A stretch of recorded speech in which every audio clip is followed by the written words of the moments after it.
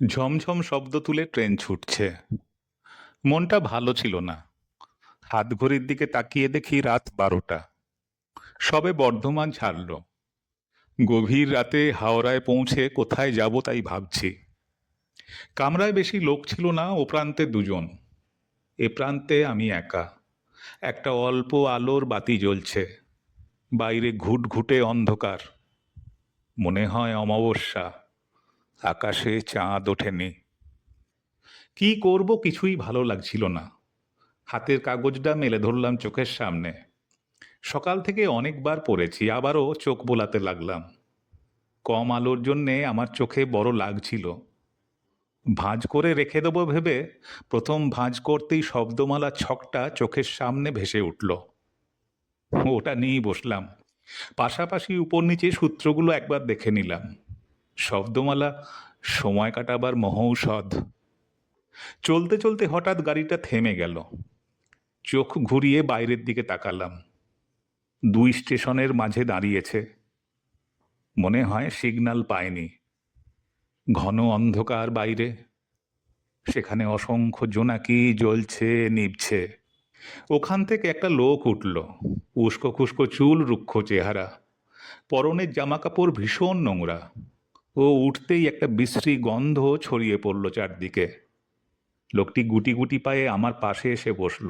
বিরক্ত চোখে তাকালাম। মনের মধ্যে চোর ডাকাতের সন্দেহ উঁকি ঝুঁকি দিতে লাগলো। আগন্তুক হেসে বলল, শব্দমালা দেখছেন? বেজার মুখে বললাম, দেখছি, কিন্তু কিছুই করতে পারছি না। লোকটি আমার হাতের কাগজের উপর ঝুঁকে পড়ে বলল, কেন কেন পারছেন না কেন? জলের মতো সোজা। এরপর পাশাপাশি উপর নিচে সে যা বলল, শব্দমালায় লিখে দেখি সব উত্তর ঠিক। অবাক হয়ে আগন্তুকের দিকে তাকিয়ে বললাম, শব্দমালা তৈরি ও সমাধানে শশধরবাবুর খুব নাম হয়েছিল।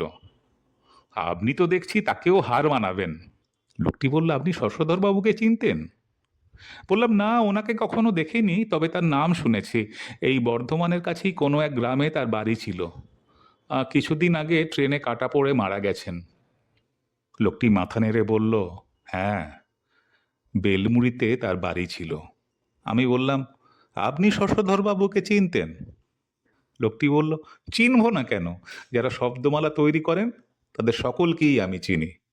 শব্দমালা আমার ধ্যান জ্ঞান। বললাম, আপনার নামটা জানতে পারি কি? বলতে বলতে গাড়ি এসে একটা স্টেশনে ঢুকলো। লোকটি জানলা দিয়ে মাথা বাড়িয়ে বলল, কামারকুণ্ডু এসে গেছে। দেখি একটু বাথরুম থেকে ঘুরে আসি। এপাশে আমি একা, একাই বসে রইলাম। কোনো প্যাসেঞ্জার উঠলো না, নামলো না। গাড়ি ছেড়ে দিল। বাথরুম থেকে বেরিয়ে লোকটি আবার আমার পাশে এসে বসলো। বসেই সে চমকে উঠল। দূরের দরজায় একজন টিটি এদিকেই আসছে।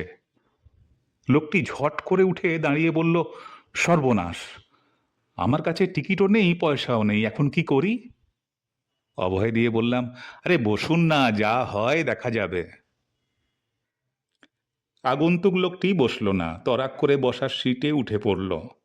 এক পা জানলার উপরে রেখে পিছন ফিরে তাকালো। আমি বাধা দিলাম, সে শুনল না। গলা উঁচিয়ে বলল, আপনি আমার নাম জানতে চাইছিলেন না? আমার নাম শশধর। বলেই হুশ করে অন্ধকারে অদৃশ্য হয়ে গেল। আমি ছানা বড়া চোখে জানলার দিকে তাকিয়ে রইলাম। ট্রেন ছুটছে, দুরন্ত গতিতে ট্রেন ছুটছে।